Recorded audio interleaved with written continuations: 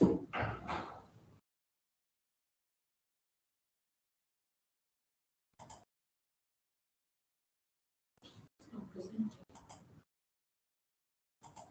it supposed to show up in the slides? Yeah.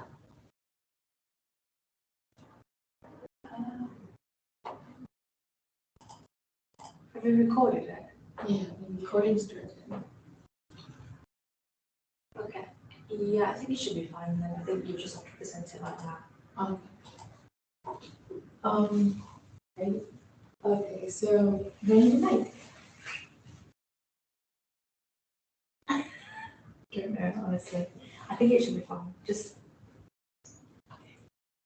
Hi, my name is Samara Shahzad. I am a computer science student. I'm in my second year of uni.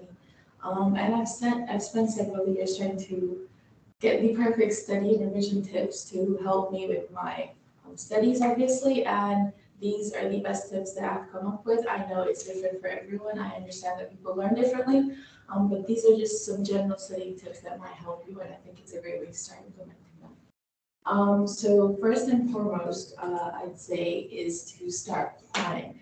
Planning is very, very important, whether you do it manually and physically timetable on your paper, or you just think about doing something, you're naturally planning something, you're taking a time block in your mind and planning it out and then doing it. So it's better if you just take control of that, spend some time, figure out what you want to do during the week, figuring out what modules you want to cover, what assignments you want to cover, and then this gives you a short-term goal to work towards. And then this avoids stress and cramming at the end, and it keeps your motivation really high, so it's very nice. I started timetabling on Google Calendar a couple of years ago, and I swear by it. It's worked wonders for me. I've been way more organized than I used to be previously. Yes, starting it in the beginning was quite a hassle, but that's for everything you start. In the beginning, it's going to be difficult, but over time, you get the hang of it and you see the benefits, and it's really, really, really helpful. So just take some time out of your week to see your modules, see your assignments that are due, and see what you want to prioritize during the week. Set some time blocks and then go over them during the week. So here we have some calendars that you might want to, some timetables that you might want to look at. So if you were to choose, if you had two topics to learn today for the same module, at home, decide which one would you pick. Would it be the first one where you have topic A continuously, or and then topic B continuously, or just interrelating them? And once you've decided, we can see that the second one was a lot better because it helps you find links between topics, and this can indirectly lead to critical thinking. And this can help effectively get your ideas together. It also helps a lot with motivation. I'm sure you know how annoying and boring it can be to have a fixed topic to study at over a period of time. So interrelating them makes it a little bit more fun, makes it more motivating, and it gives you time for going over previously learned material again. So you're basically forced to see what you've previously learned. For example, if you were doing topic B, you have to remember what you did in topic B, topic A, instead of just continuously going forward and forward. So even though I swear by planning and timetabling, I know it doesn't work for everyone. I've got really smart friends who never timetable their modules. So it's best if you learn what works best for you.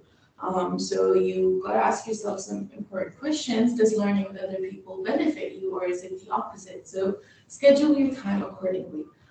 Do you retain all your information during lectures, or do you need to go over it? So for me, for example, I sometimes tend to zone out in my lectures, so I need to go over it myself, teach myself in my own way, and that really helps me. See if note taking helps. Back in A levels, note taking really, really helped me. I had every essential information that I needed in one place, and they got me through A levels. But now I find it quite tedious and time consuming. So I'd recommend just figuring out if it helps. And this is not going to take a day or two. It's going to take some months. It's going to take you time to see what works for you, what's harmful, what's beneficial. But it's all worth it in the end. It works out for your degree. Do you think that teaching yourself or teaching a friend helps you more, or just self-studying? Do you want to go back to recorded lectures?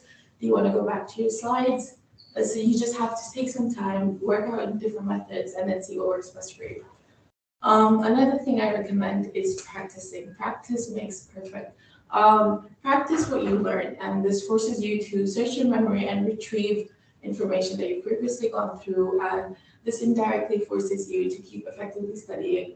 And that you can practice using your tutorial notes, your past mock questions, whatever it may be. Just spend some time after you've gone through the slides, look through the questions, and find the solutions, and then note down what you're struggling with. I know some people find practicing more helpful than going over the slides. Just spend like a few minutes with the slides, go start practicing questions. Whatever you are struggling with, make sure to keep it in your mind. And then when you come across a question similar, you know you have to keep going.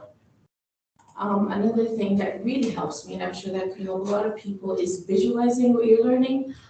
So drawing shapes that link to the information that you're learning, or visualizing it using a map, or whatever it may be, it can help you visualize your learning and make you remember it better. So turning it into graphical images while you're sitting in an exam, you're more likely to remember an image or a shape rather than just some words that you've typed out. So this can be really helpful. However, I know that it doesn't work for everyone and for every course. So again, see what works best for you. Another thing I would recommend is recording your progress. So once you set out your timetable at the beginning of the week, at the end of the week, go through it, see if you covered everything you wanted to. Did you cover more? Did you cover less? Do you think you're solving problems better? Do you think you could do more? Recording this progress can keep you motivated, and it can be like a game. So you'd want to go higher and higher every week. And although you want to record your progress and keep aiming higher, you need to remember to keep your mental health first. Take care of yourself, eat well, go out with people, enjoy your time at uni, because that's what matters. And these are all the study and revision tips that I have. I think these have benefited me really, really well over the years.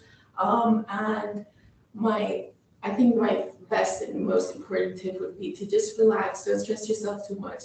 Stressing too much will fog up your mind, that will not help you in the end. So take your time, just break everything down into small steps, and you will be fine. Thank you.